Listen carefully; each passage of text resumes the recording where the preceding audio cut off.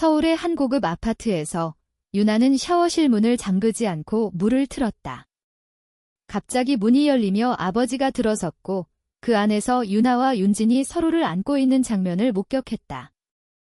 그 순간 아버지의 얼굴이 창백해지며 집안 전체가 지진처럼 흔들리기 시작했다. 유나의 심장이 멎을 듯 쿵쾅거렸다. 그녀는 물을 끄고 수건을 둘러쌌지만 이미 늦었다. 아버지, 김 회장은 평소처럼 회사에서 돌아오다 화장실을 급히 찾았던 것이다. 이게 무슨, 그의 목소리가 떨렸다. 윤진은 재빨리 옷을 주워 입으며 고개를 숙였다.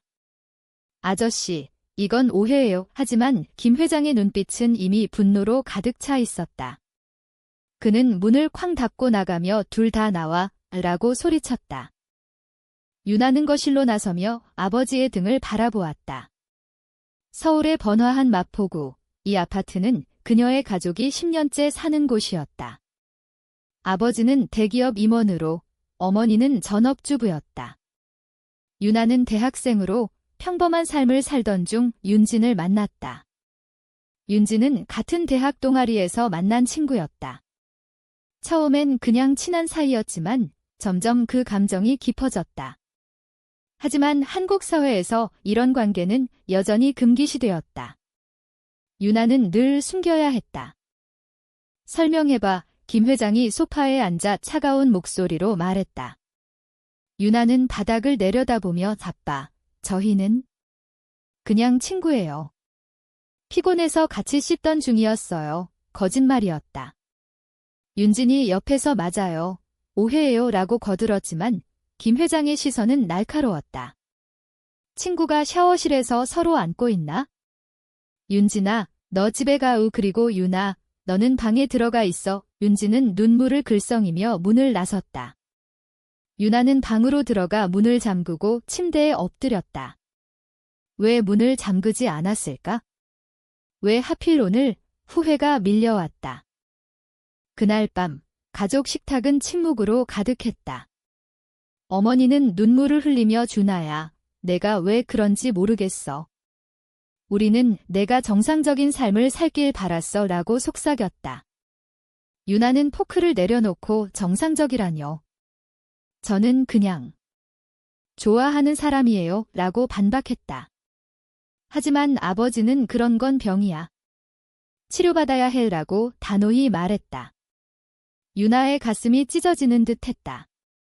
그녀는 어린 시절부터 부모의 기대에 부응하려 애썼다. 좋은 학교, 좋은 친구들. 하지만 윤진을 만난 후 모든 게 변했다. 윤진은 그녀에게 자유를 주었다. 다음 날 아침, 유나는 대학으로 향했다. 서울 지하철은 사람들로 붐볐고 그녀는 창밖을 보며 생각에 잠겼다. 아빠가 알게 되면 어떻게 될까? 이미 알게 됐지만 그 후폭풍이 두려웠다. 캠퍼스에 도착해 윤진을 만났다. 어제 미안해. 준진이 먼저 말했다. 그녀들은 벤치에 앉아 손을 잡았다. 우리 관계, 이제 어떻게 해? 유나가 물었다. 윤진은 숨기자. 하지만 포기하지 마라고 대답했다. 그러나 유나의 마음속엔 불안이 싹 텄다. 가족의 압력, 사회의 시선. 그녀는 선택의 기로에 섰다. 수업 중 유나의 핸드폰이 울렸다. 아버지였다. 오늘 저녁에 가족회의해. 윤진이랑 헤어져. 메시지였다. 유나는 핸드폰을 쥐고 떨었다. 헤어지라고? 왜? 그녀는 점심시간에 윤진에게 말했다. 아빠가 헤어지라고 해. 윤진의 얼굴이 굳었다. 그럼 어떻게 할 거야?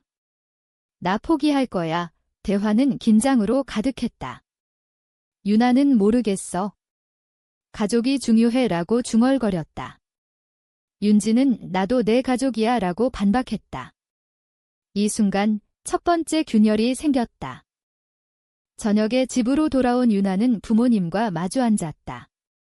아버지는 내가 그런 길을 가면 우리 가족은 끝이야.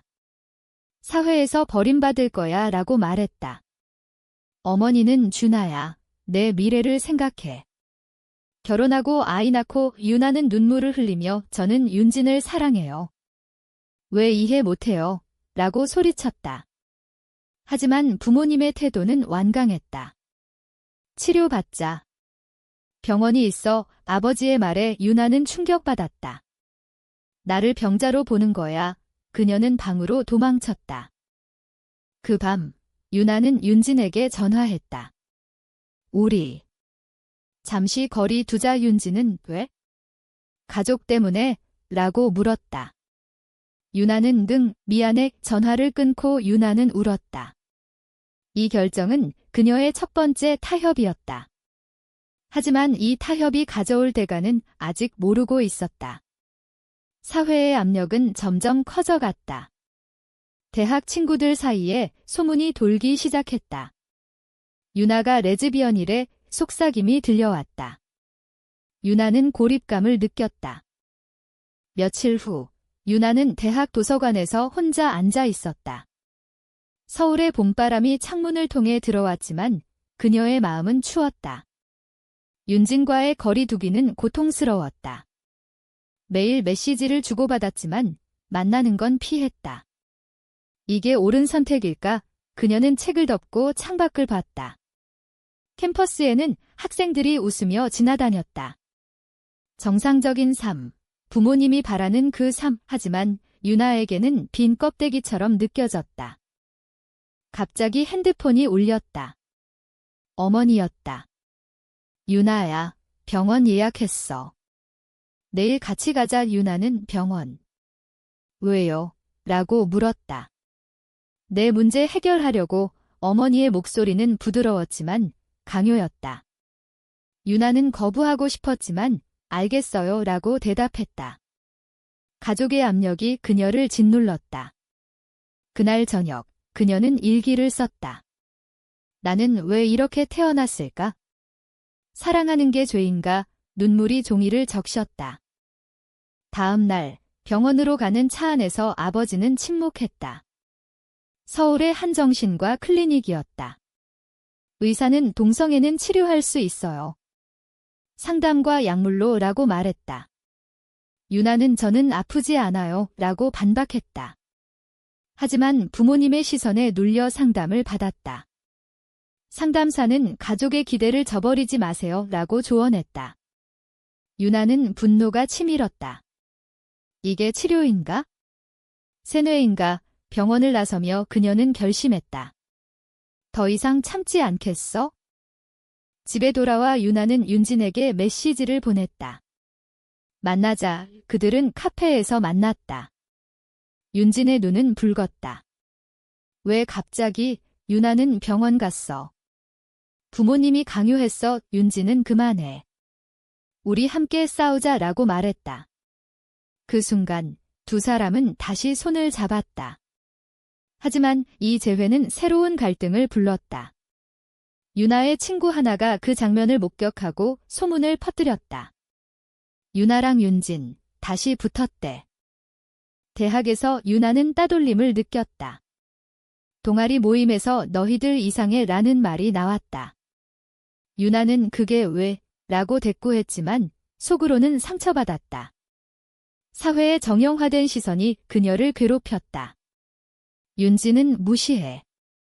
우리는 우리 길 가자라고 격려했지만 유나의 마음속엔 의심이 싹텄다. 이 관계가 지속될 수 있을까? 가족을 포기해야 하나? 한 주 후, 아버지는 유나의 방을 뒤졌다. 핸드폰을 확인하고 윤진과의 메시지를 발견했다. 아직도 만나고 있구나. 그는 소리쳤다. 유나는 제 사생활이에요. 라고 맞섰다. 이 대치로 집안은 전쟁터가 되었다. 어머니는 준아야, 내가 왜 우리를 이렇게 아프게 해? 라고 울었다. 유나는 저도 아파요. 왜 이해 못해요?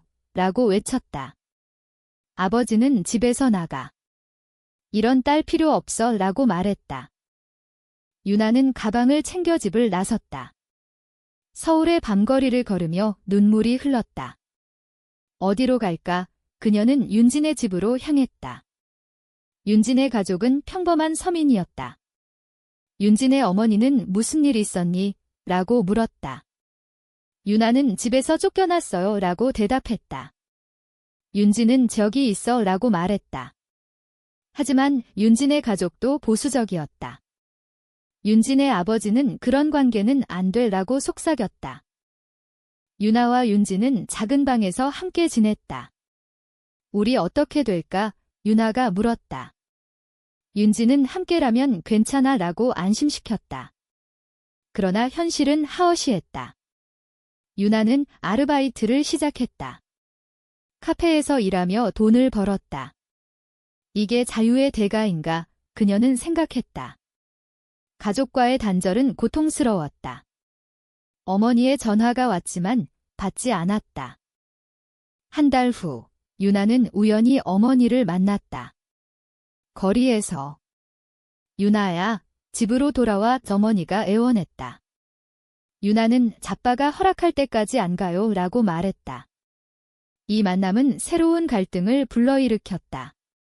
어머니는 내가 그렇게 살다간 후회할 거야 라고 말했다. 유나는 후회 안 해요 라고 대답했지만 속으로는 흔들렸다. 사회의 압력, 도덕적 딜레마. 그녀는 선택의 무게를 느꼈다. 시간이 흘러 여름이 왔다. 서울의 더위는 유나를 지치게 했다. 윤진의 집에서 지내는 생활은 안정되었지만 불편했다. 윤진의 부모님은 점점 불만을 드러냈다. 언제까지 여기 있을 거니? 윤진의 아버지가 물었다. 윤진은 조금만 더요 라고 변명했다. 유나는 미안함을 느꼈다. 내가 왜 여기 있어? 윤진에게 짐이 돼 그녀는 독립을 결심했다. 아르바이트를 늘려 돈을 모았다. 작은 원룸을 구했다. 이제 나 혼자 살게 준하가 윤진에게 말했다. 윤진은 왜? 같이 있자라고 말했다. 하지만 유나는 내 가족 때문에. 미안해 라고 대답했다. 이 결정은 두 사람 사이에 균열을 만들었다. 윤진은 나 혼자서 어떻게? 라고 울었다. 유나는 둘이 아직 만나잖아 라고 위로했다. 하지만 거리는 멀어졌다. 새로운 집에서 유나는 자유를 느꼈다. 하지만 고독했다. 밤마다 가족을 생각했다. 아빠는 어떻게 지내실까? 그녀는 용기를 내 아버지에게 메시지를 보냈다. 잘 지내세요. 답은 없었다. 대신 어머니가 전화했다. 아빠가 아프셨어. 병원에 계셔. 유나의 심장이 내려앉았다. 내 탓인가? 그녀는 병원으로 달려갔다. 병실에서 아버지를 봤다. 왜 왔어? 아버지가 차갑게 말했다. 유나는 아프시다고 해서. 어머니는 준하야. 아빠가 스트레스 때문에 쓰러지셨어 라고 말했다. 유나는 죄책감을 느꼈다. 내 선택이 가족을 망쳤어. 그녀는 미안해요 라고 속삭였다. 아버지는 집으로 돌아와.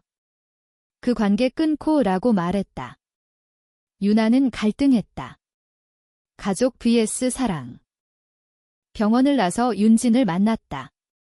아빠가 아프셔. 내 탓이야. 윤진은 잔이야. 그들의 편견 탓이야 라고 말했다.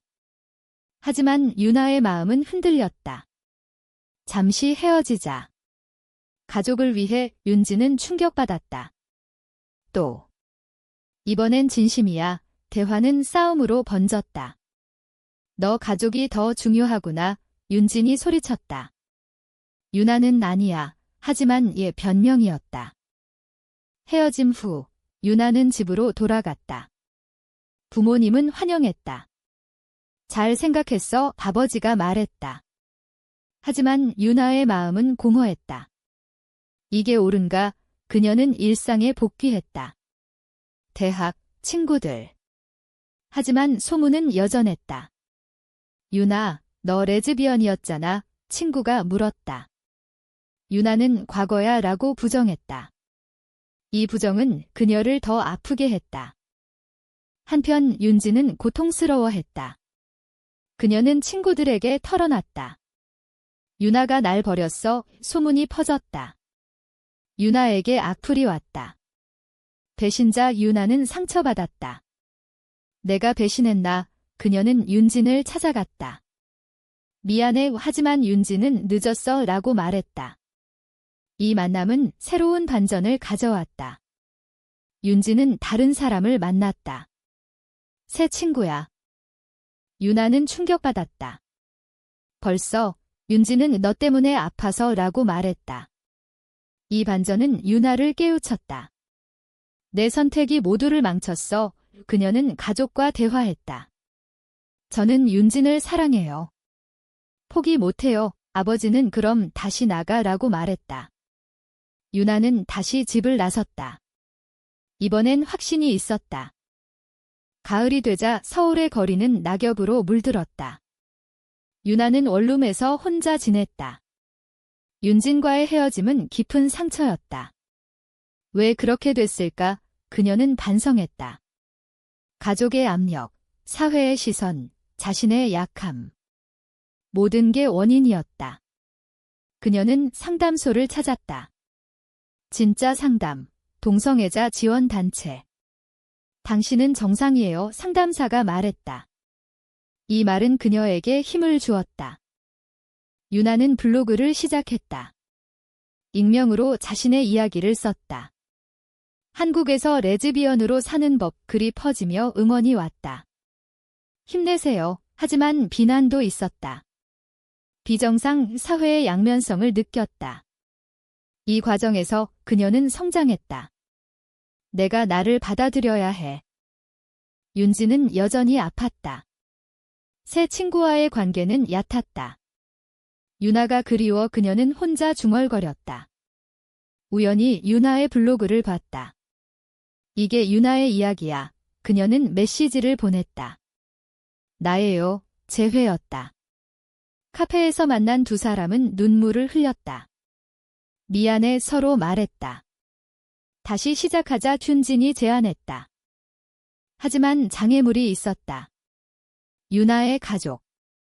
아버지는 여전히 반대했다. 그런 삶은 안 돼. 유나는 아빠, 저를 인정해주세요 라고 말했다. 대화는 길었다. 아버지는 사회가 안 받아줄 거야 라고 말했다. 유나는 변화는 시작돼요 라고 반박했다. 이 논쟁은 가족의 변화를 불렀다. 어머니는 준아야, 내가 행복하면 돼 라고 말했다. 윤진의 가족도 문제였다. 윤진의 아버지는 결혼해야 해 라고 압박했다. 윤진은 저는 여자가 좋아요 라고 커밍아웃했다. 충격이었다. 가족은 싸웠다. 집에서 나가 윤진도 쫓겨났다. 두 사람은 함께 원룸으로 이사했다. 이제 우리 둘이야 준아가 말했다. 하지만 현실은 힘들었다. 돈, 일자리, 사회의 차별. 직장에서 너희들 이상의 소리가 들렸다. 고조되는 갈등 속 유나는 시위를 참여했다. 서울의 퀴어 퍼레이드. 우리는 존재해 구호를 외쳤다. 윤진과 함께. 이 경험은 그들을 강하게 만들었다. 하지만 반대 시위자들이 돌을 던졌다. 비정상, 유나는 다쳤다.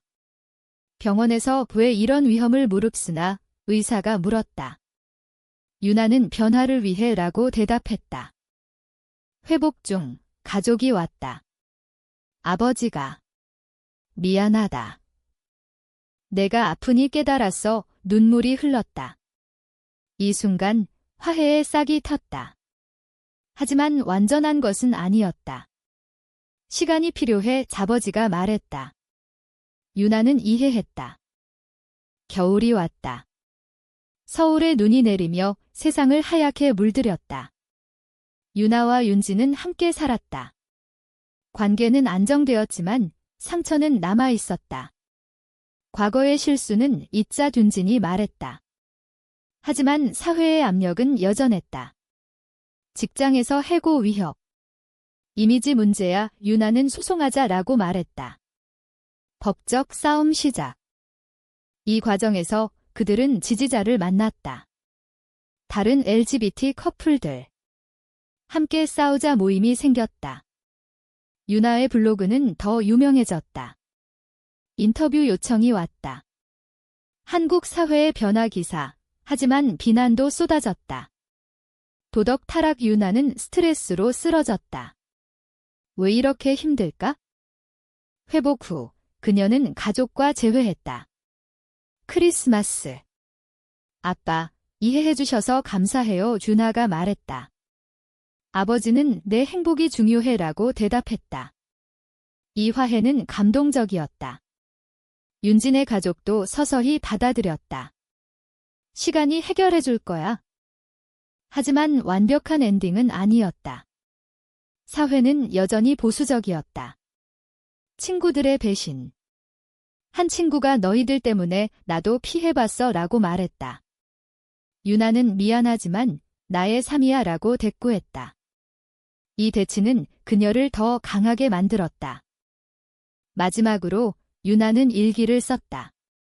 사랑은 선택의 연속. 그 대가는 크지만 같이 있어 그녀는 윤진과 산책하며 우리 영원히 함께하자라고 말했다. 이 사랑은 옳은가, 그른가?